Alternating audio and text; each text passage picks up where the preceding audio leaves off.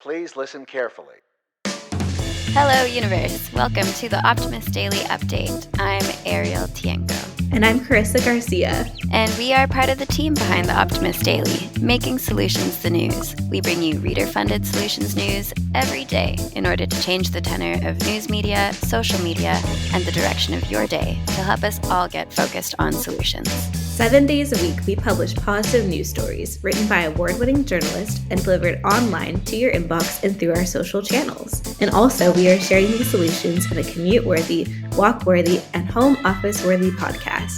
Today is Wednesday, April 13th, 2022. Hello, my friend. How are you today? I am pretty excited because later on today, I will be headed off to Canada to see my family for the first time in over a year. Oh, that's right. I'm looking forward to hearing about your adventures. How long is the travel? Well, I stop over in Lisbon, and from Amsterdam to Lisbon, it's like 3-ish hours, I think. And then from Lisbon to Toronto, it's like 6-ish hours. Haven't really looked too closely at my itinerary yet. I should probably do that. Yeah, get prepared. Yeah, exactly. Do you have any exciting plans for the day? I don't know. I think I'm looking forward to possibly taking a nap later. I was up super late last night. I don't know why. I was just up late. And then at some point, right when I was falling asleep, our cat came to the door and was meowing and wanted in. And she usually doesn't sleep with me because she'll be annoying if she sleeps with me. And she was meowing, and I finally let her in, and she was running around my room, and then she finally settled down and slept, but that woke me up. So I think I might need a little bit of a nap later. Could call it a cat nap. That is very true. A nap because of your cat? Yes, exactly. Well, I guess we're in the mood for some animals. Yeah. Because that's pretty much the theme of both of our stories today. Not necessarily cats. Yeah, some more wildlife, some outside wildlife. Yeah, exactly. Should we just head into the stories? I still have to pack, if I'm being completely honest. Yeah, let's just jump into the stories for today. What does your headline read? My headline says, "How do friendships form? Vampire bats could give us some answers." So there's a lot of complexities to social interactions between humans and between other animals, so it's pretty hard to draw concrete conclusions about what exactly is going on. But luckily for us, a team of scientists from Ohio State University are using vampire bats to better understand how friendship and bonding develops from certain social situations. Ooh. Yeah, an interesting species, I suppose, to study. But this is actually not the first time humans have recruited bats as a way to study themselves or to study humankind, because scientists have previously gained insight on language through bats before. But for this study, the team grouped a bunch of bats together for 6 weeks so that they could mingle, and then randomly paired all of the bats to live together for a week in close proximity. After this time together, this intimate time together, all the pairs were reunited with the whole group and their behavior was monitored. And they were able to do that using an infrared surveillance camera where interactions were measured in the amount of time spent with each other, or quote unquote grooming rates. Gerald Carter, he's the senior author of the study, says that the process of how social bonds form is this fundamentally mysterious thing that a lot of people are interested in, but have very different interpretations of how it happens. He continues by saying that we being the team, are trying to build vampire bats as a system where we can directly test these interpretations. In this experiment, we forced them together for a short amount of time and then measured their grooming rates, which increased by a specific amount over a period of time. And this kind of thing just hasn't really been done before. So what does this show? What did they find from this? Well, they published a study in Biology Letters, and their results showed that when the bats lived in close proximity to each other, then their bonds were strengthened. And what's more is the animals maintained this relationship even after they were reintroduced to the bigger bat community for 2 months. So the scientists who carried out the work suggest that this result could explain the often warm relationships of college dorm mates, who are usually just two random people who get assigned the same room. Does this kind of reflect your relationship with any college dorm mates you've had? Oh, yeah, totally. I've had a lot of kind of random roommates throughout the years. Even now, my current housemate was completely random. But I mean, It's true. Being together makes us closer. I would say for the most part, basically all the random roommates I've had have become pretty good friends. Yeah, I guess that makes sense. I mean, Carter goes on to say that this experiment tells us that there's a causal relationship between being forced into the same space and actually having a preference for each other later. And that's why he says that the college dorm room is a perfect example because you just get randomly paired with somebody. And because of that, you build a bond and then continue to seek that person out later.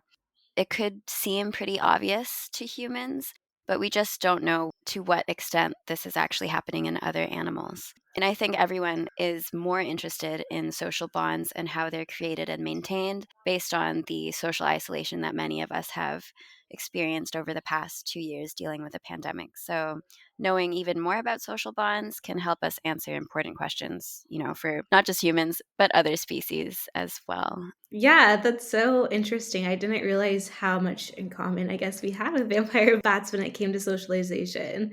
Can't Hmm. say I've had a vampire bat roommate, but maybe we would bond. Yeah, I'm sure you would.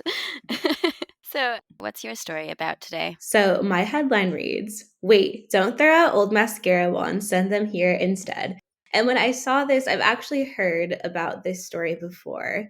Basically, as a summary before I dig in, is just that you can send your old mascara wands to animal rehabilitation centers. And I've seen this so many times on social media, and I always forget.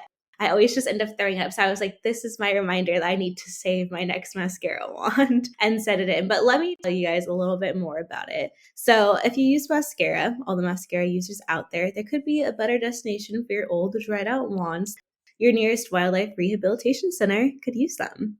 So, when teeny little animals, like cute baby birds or squirrels, are rescued, their fur and skin can sometimes be infested with fly eggs, larvae, and other pests that are really difficult to remove safely. But wildlife rescuers over the years have discovered that clean, repurposed mascara wands can make this painstaking grooming process easier for them and more comfortable for the animals, all while giving new life to waste that would have ended up in a landfill. So there's a nonprofit organization called Wands for Wildlife that collects and redistributes mascara wands and has so far donated 500,000 used and 930,000 unused wands over the past 5 years. For Earth Month, which is this month, they're participating in a wand raiser, which they hope will make people more aware of the use of old mascara wands and encourage more donations. I love the name wand raiser. That's so fun. On top of mascara Wands for Wildlife collects and distributes kits that are filled with other supplies such as latex gloves, syringes, and formula. And so far, more than 130 wildlife rehab facilities, 100 home based rehabbers, and a number of state wildlife synopsins. So they're doing a lot of good work. That's so cute. I'm just imagining like a tiny baby chipmunk or something getting brushed with a tiny, tiny wand. I know, that's so cute. I would like to take care of them with a I mascara mean, you could wand. become just like a home based wildlife I rehabber. could. That way I won't forget to send in my mascara wands. I'll just use it here and do Yeah, it. exactly. If you're interested in sending in your used wands, if anyone out there is a mascara user, you will first soak them in hot soapy water and then use an old toothbrush to remove any leftover mascara gunk and dry them completely before packaging them and enclose a wand donation form. And you can find all this information on our website with the story for today. Nice. Well, I suppose that is it for today. There are some other great stories, though, on theoptimistdaily.com. What else do we have, Carissa? Let's see. So, some other stories we have today include the world's largest scientist led protest happened last week against climate change. These prefab facades can make old buildings carbon negative.